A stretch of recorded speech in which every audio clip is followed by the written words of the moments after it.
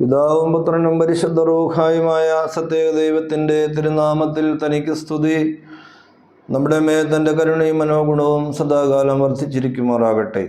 മനുഷ്യ ജീവിതത്തിലെ അന്ധകാരം നീക്കി പ്രകാശം നൽകുന്ന ദൈവത്തെയാണ്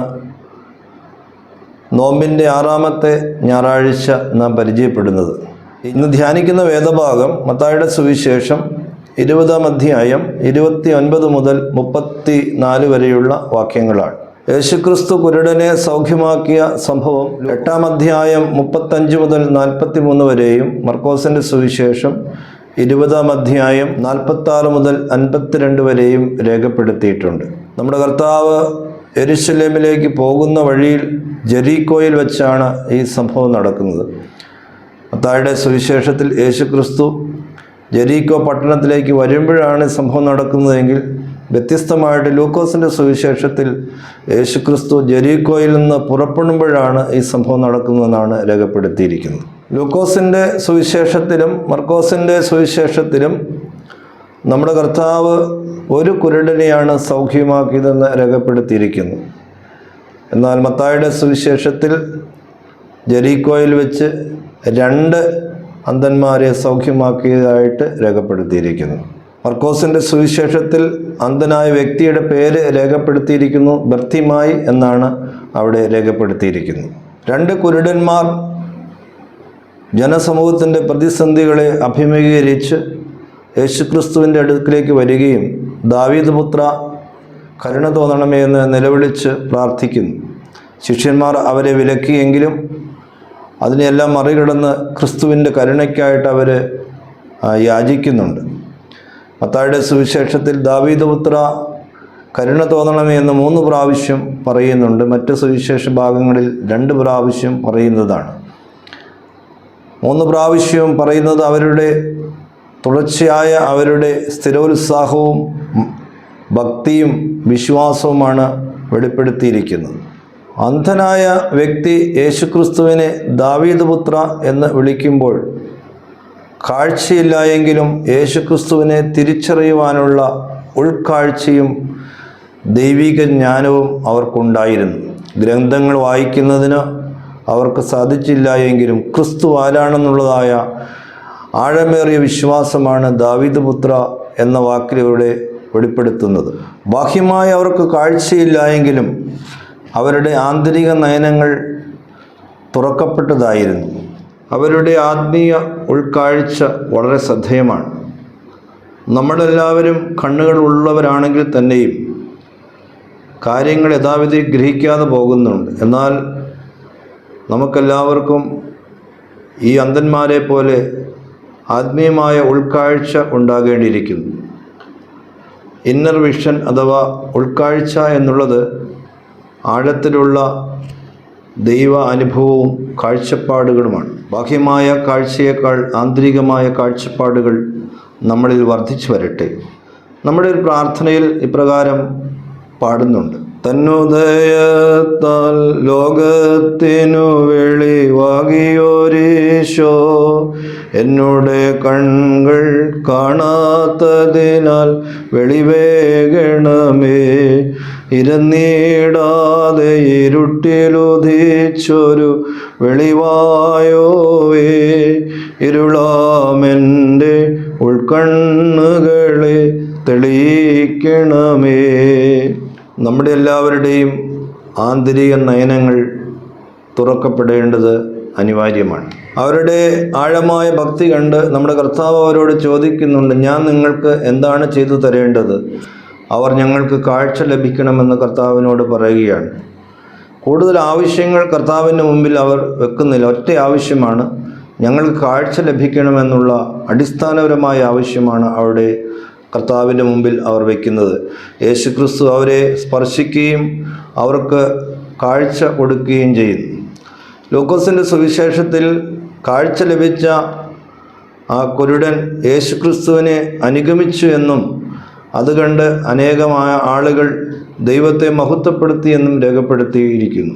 സഭാപിതാവായ അലക്സാണ്ടറിലെ കോറിലോസ് ഈ ഭാഗത്തെ വ്യാഖ്യാനിക്കുമ്പോൾ പ്രകാരം രേഖപ്പെടുത്തിയിരിക്കുന്നു. He became means of others giving Christ glory. ദൈവത്തിന് മഹത്വം കൊടുത്തതിനുള്ള മുഖാന്തരമായി തീർന്നു. നമ്മുടെ എല്ലാവരുടെയും ജീവിതം കൊണ്ട് മറ്റുള്ളവരും ദൈവത്തെ മഹത്വപ്പെടുത്തുവാനും ദൈവത്തിലേക്ക് അനുഗമിക്കുവാനും സാധിക്കട്ടെ. ഇന്നത്തെ വേദഭാഗത്ത് നിന്ന് നമുക്ക് ലഭിക്കുന്ന ഒരു പ്രധാന ചിന്ത ഈ ദിവസത്തെ സദ്രാ പ്രാർത്ഥനയെ ആസ്പദമാക്കിയിട്ടുള്ളതാണ്. സന്ധ്യയുടെ സദ്രയിൽ ഇപ്രകാരം നാം പ്രാർത്ഥിക്കുന്നുണ്ട്: തന്നെ വിളിക്കുന്നവരോട് കരുണ ചെയ്യുന്ന ദൈവം.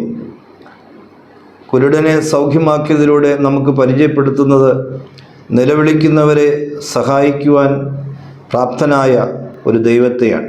വിശുദ്ധ വേദപുസ്തകത്തിൽ നിലവിളിക്കുക എന്നുള്ളത് കേവലം ഒരു ഉറക്കെയുള്ള കരച്ചിലല്ല. അതിൻ്റെ ഒരു നിർവചനം ഇങ്ങനെയാണ്: it is A fervent petition എന്ന് പറഞ്ഞാൽ വളരെ തീവ്രവും ആഴവുമായ ഒരപേക്ഷയാണ്, അല്ലാതെ കേവലം ഒരു നിലവിളിയല്ല. ദൈവതിരുസന്നിധി അപ്രകാരം നിലവിളിക്കുന്നതിന് ആഴമായ ഭക്തിയും പ്രത്യാശയും ദൈവത്തിൻ്റെ അത്ഭുതമായ ശക്തിയെക്കുറിച്ചുള്ള അറിവും അനുഭവവും നമുക്ക് ഓരോരുത്തർക്കും ഉണ്ടാകേണ്ടിയിരിക്കുന്നു. ദൈവത്തോട് നാം നിലവിളിച്ച് പറയുമ്പോൾ നാം ദൈവത്തിലേക്ക് പൂർണ്ണമായി സമർപ്പിക്കുകയും മനുഷ്യരായ നമുക്ക് ഓരോരുത്തർക്കും നമ്മുടെ പ്രശ്നങ്ങൾ പരിഹരിക്കുന്നതിനും ബലഹീനമുള്ളവരും പരിമിതിയുള്ളവരുമായതുകൊണ്ടും പ്രതിസന്ധികളിൽ നിന്ന് മുന്നോട്ട് പോകുന്നതിന് ദൈവിക സഹായവും അനിവാര്യമെന്നാണ് വിശുദ്ധ വേദപുസ്തകത്തിലെ നിലവിളികൾ നമ്മെ ഓർമ്മപ്പെടുത്തുന്നത്. സങ്കീർത്തന പുസ്തകം 142 അധ്യായം 1, 2, 3 വാക്യങ്ങളിൽ നിലവിളിയെക്കുറിച്ച് രേഖപ്പെടുത്തിയിരിക്കുന്നു. ഞാൻ ഉച്ചത്തിൽ കർത്താവിനെ വിളിച്ചപേക്ഷിക്കുന്നു, ശബ്ദമുയർത്തി ഞാൻ കർത്താവിനോട് യാചിക്കുന്നു. അവിടുത്തെ സന്നിധിയിൽ ഞാൻ എൻ്റെ ആവലാതികൾ ചൊരിയുന്നു. എൻ്റെ ദുരിതങ്ങൾ ഞാൻ അവിടുത്തെ മുമ്പിൽ നിരത്തുന്നു. ഞാൻ തളരുമ്പോൾ എൻ്റെ വഴി അങ്ങ് അറിയുന്നു. സങ്കീർത്തനക്കാരൻ്റെ ഈ പ്രാർത്ഥന ആഴമായ ദൈവഭക്തിയെയും ദൈവത്തിലുള്ള പ്രതീക്ഷയെയും ഓർമ്മപ്പെടുത്തുകയാണ്. നമുക്ക് നമ്മുടെ ജീവിതത്തിൽ പ്രതിസന്ധികളിലൂടെയും പ്രശ്നങ്ങളിലും കടന്നു പോരുമ്പോൾ ആഴമായ ദൈവത്തോട് നിലവിളിച്ച് പ്രാർത്ഥിക്കുവാനായിട്ട് സാധിക്കട്ടെ. ഈ ദിവസത്തെ സദ്രാ പ്രാർത്ഥനയിൽ വളരെ മനോഹരമായി പഴയ നിയമത്തിലെ ചില നിലവിളികളും അതിന് ദൈവം ഉത്തരമരുളിയതും വിശുദ്ധമായിട്ട് രേഖപ്പെടുത്തിയിട്ടുണ്ട്. അത് ഞാനിവിടെ ഒന്ന് ഓർമ്മപ്പെടുത്തുകയാണ്. ഹാബേലിന് രക്തം നിന്നോട് നിലവിളിച്ചു, നീ അത് ശ്രദ്ധിച്ചു. നോഹ ബലിയിൽ നിന്നെ വിളിച്ചു, പ്രളയത്തിൽ അവനെ നീ രക്ഷിച്ചു. മലമുകളിൽ അബ്രഹാം നിന്നെ വിളിച്ചു, അവൻ്റെ യാഗം നീ സ്വീകരിച്ചു. ബന്ധനത്തിൽ ഇസ്ഹാക്ക് നിന്നെ വിളിച്ചു, അവന് പകരം ഒരാടിനെ നീ കൊടുത്തു. യാക്കോബ് കഷ്ടകാലം നിന്നെ വിളിച്ചു, അവൻ്റെ ഞെരുക്കങ്ങളിൽ അവനെ നീ സഹായിച്ചു. മോശ താഴ്മയോടെ നിന്നെ വിളിച്ചു, അവനെ നീ ഉയർത്തി. പുരോഹിതനായ അഹ്റോൻ ധൂപത്താൽ നിന്നെ വിളിച്ചു, നീ അവനെ ശ്രദ്ധിച്ചു. നൂൻ്റെ പുത്രനായ യോശുവ സങ്കടപൂർവ്വം നിന്നെ വിളിച്ചു, നീ അവനെ വിജയിയാക്കി. യുദ്ധത്തിൽ ഗിദെയോൻ നിന്നെ വിളിച്ചു, മിദ്യാനിൽ നിന്നും ഇസ്രായേലിനെ നീ രക്ഷിച്ചു. ശമൂവേൽ കുറ്റക്കാരൻ വേണ്ടി നിന്നോട് അപേക്ഷിച്ചു, നീ അവനെ ശ്രദ്ധിച്ചു. ദാവീദ് തൻ്റെ ഓടിപ്പോക്കിൽ നിന്നെ വിളിച്ചു, പീഡകരിൽ നിന്ന് അവനെ നീ രക്ഷിച്ചു. എസ്കിയ വിഷമതയിൽ നിന്നെ വിളിച്ചു, അസൂറിയിൽ നിന്നും അവനെ നീ രക്ഷിച്ചു. ഏലിയ തൻ്റെ വ്രതജീവിതത്തിൽ നിന്നെ വിളിച്ചു, മരണത്തിൽ നീ അവനെ നീ മാറ്റി. യിരെമ്യാ ചെളിക്കുഴിയിൽ നിന്ന് നിന്നെ വിളിച്ചു, അതിൽ നീ അവനെ നീ കരേറ്റി. യോന മത്സ്യത്തിനുള്ളിൽ വെച്ച് നിന്നെ വിളിച്ചു, നിന്റെ ആംഗ്യത്താൽ സമുദ്രത്തിൽ നിന്ന് അവനെ നീ കരക്കടുപ്പിച്ചു. ഇയ്യോബ് പരീക്ഷയിൽ നിന്നെ വിളിച്ചു, രോഗത്തിൽ നിന്നും കുപ്പയിൽ നിന്നും അവനെ നീ എഴുന്നേൽപ്പിച്ചു.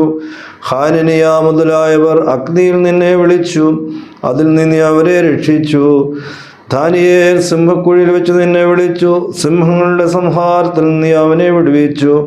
ശിമോനും പൗലോസും കാരാഗൃഹത്തിൽ നിന്നെ വിളിച്ചു, നീ അവരുടെ ചങ്ങല പൊട്ടിക്കുകയും അവർക്ക് വേണ്ടി വലിയ പ്രകാശം ഉദിപ്പിക്കുകയും ചെയ്തു.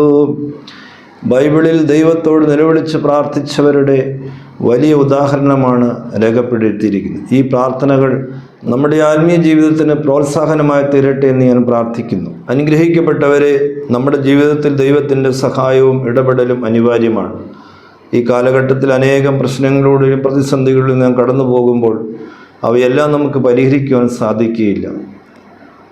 നാം കേട്ടതുപോലെ ദൈവ തിരുസന്നിധിയിൽ ആഴമായിട്ട് നിലവിളിക്കുന്നുവെങ്കിൽ ദൈവം നമ്മളോട് കരുണ ചെയ്യും.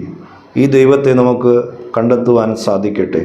സങ്കീർത്തന പുസ്തകം 50-ാം അധ്യായം 15-ാം വാക്യത്തിൽ സങ്കീർത്തനക്കാരൻ ഓർമ്മപ്പെടുത്തുന്നു, അനർത്ഥകാലത്ത് എന്നെ വിളിച്ചപേക്ഷിക്കുക, ഞാൻ നിന്നെ മോചിപ്പിക്കും, നീ എന്നെ മഹത്വപ്പെടുത്തുകയും ചെയ്യും. പ്രതിസന്ധിയുടെ കാലഘട്ടങ്ങളിൽ ആഴമായ വിശ്വാസത്തിൻ്റെ അടിസ്ഥാനത്തിൽ ദൈവത്തോട് പ്രാർത്ഥിക്കുവാനായിട്ട് നമുക്ക് സാധിക്കട്ടെ. ഈ ഭാഗത്തു നിന്ന് ലഭിക്കുന്ന രണ്ടാമത്തെ ചിന്ത, യേശുക്രിസ്തു കുരുടന്മാരോട് ചോദിക്കുന്ന ചോദ്യമാണ്, നിങ്ങൾക്ക് ഞാൻ എന്താണ് ചെയ്തു തരേണ്ടത്? ഈ ചോദ്യം നാം മറ്റുള്ളവരോട് ചോദിക്കുമ്പോൾ നിങ്ങൾക്ക് എന്താണ് ഞാൻ ചെയ്തു തരേണ്ടതെന്ന് ഇന്നത്തെ ചുറ്റുപാടുകളിൽ വിവിധതരമായ ആവശ്യങ്ങളാലും ആവലാതികളാലും പ്രശ്നങ്ങളാലും വലയുന്ന മനുഷ്യരോട് നാം ചോദിക്കുമ്പോൾ ആ ക്രിസ്തു ഇന്ന് നമ്മിലൂടെ ജീവിക്കുകയാണ്. നമ്മളുടെ മാത്രം ആവശ്യങ്ങൾ നിറവേറ്റുകയും സംതൃപ്തി അടയുന്നവരുമായി തീരാതെ നാം മറ്റുള്ളവരുടെ ആവശ്യങ്ങൾ കൂടെ പരിഗണിക്കുന്നവരായിത്തീരണം. മറ്റുള്ളവരുടെ ആവശ്യങ്ങൾ പരിഹരിക്കുന്നതിനും അത് നിറവേറ്റുന്നതിനും നമ്മിലുണ്ടാകേണ്ട ദയയാണ്. യേശുക്രിസ്തുവിന് ആ കുരുടന്മാരെ കണ്ടപ്പോൾ ദയ തോന്നിയതുപോലെ നമുക്കും നമ്മുടെ സമൂഹത്തിൽ ജീവിക്കുന്ന ആളുകളോട് ദയ തോന്നുവാൻ സാധിക്കട്ടെ. ദയയുടെ ഒരു നിർവചനം ഇങ്ങനെയാണ്: ability to present with someone.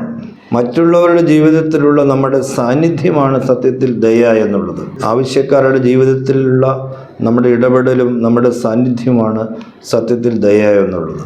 മറ്റുള്ളവരുടെ ആവശ്യങ്ങൾ പരിഹരിക്കുന്നത് ക്രിസ്തീയ ദൗത്യമാണ്. ഈ ദൗത്യത്തെക്കുറിച്ച് നമ്മളുടെ നോമ്പിൻ്റെ ഒരു പ്രാർത്ഥനയിൽ ഇപ്രകാരം ഓർമ്മപ്പെടുത്തുന്നുണ്ട്: നോമ്പേൽ പോനെ ദീനനു വിളിച്ചന്നം നൽകോ, പോറ്റു പിൻചൻ നിങ്ങു വരാനായി കാത്തിടാതെ. നോമ്പേൽക്കുന്ന ഓരോരുത്തരുടെ പ്രകാരം ആഹ്വാനം ചെയ്യുന്നു, നിങ്ങൾ ആവശ്യക്കാർക്ക് അന്നം കൊടുക്കുക, അവരിങ്ങോട്ട് ആവശ്യപ്പെടുന്നതിന് മുമ്പ് തന്നെ അത് കൊടുക്കണം. ഞാൻ നിങ്ങൾക്ക് എന്ത് ചെയ്യുവാൻ ആഗ്രഹിക്കുന്നു ചോദിച്ച ക്രിസ്തു ഈ നോമ്പിൽ നമ്മളോടും ഈ ചോദ്യം ആവർത്തിക്കുകയാണ്. മറ്റുള്ളവരുടെ ആവശ്യങ്ങൾ പരിഹരിക്കുന്ന ഒരു മാതൃകയായിരുന്നു ആദിമസഭയിൽ ഉണ്ടായിരുന്നത്. അപ്പോസ്തല പ്രവൃത്തി 4-ാം അധ്യായം 34-ാം വാക്യത്തിൽ ഇപ്രകാരം നാം വായിക്കുന്നുണ്ട്: അവരുടെ ഇടയിൽ ദാരിദ്ര്യം അനുഭവിക്കുന്നവരാരും ഉണ്ടായിരുന്നില്ല. കാരണം സ്ഥലവും വീടും സ്വന്തമുണ്ടായിരുന്നവരെല്ലാം അവയെത്രയും വിറ്റ് കിട്ടിയ തുക അപ്പോസ്തലന്മാരുടെ കാൽക്കൽ അർപ്പിച്ചു. അത് ഓരോരുത്തർക്കും ആവശ്യമനുസരിച്ച് വിതരണം ചെയ്യപ്പെട്ടു. ആദിമ ക്രൈസ്തവർ മറ്റുള്ളവരുടെ ആവശ്യങ്ങൾ പരിഹരിക്കുന്നതിന് ശ്രദ്ധിച്ചിരുന്നു. ഈ ക്രിസ്തീയ ദൗത്യം ഇന്നത്തെ കാലഘട്ടത്തിൽ നമുക്ക് നിറവേറ്റുവാൻ സാധിക്കട്ടെ. നിങ്ങൾക്ക് ഞാൻ എന്ത് ചെയ്തു തരണമെന്ന് നിങ്ങൾ ആഗ്രഹിക്കുന്നു എന്ന ആ ചോദ്യം ഇന്നത്തെ സമൂഹത്തിൽ മറ്റുള്ളവരോടും ചോദിക്കുവാനും അവരുടെ ആവശ്യങ്ങൾ പരിഹരിക്കുന്നതിനും സാധിക്കട്ടെ. ദൈവം അനുഗ്രഹിക്കട്ടെ.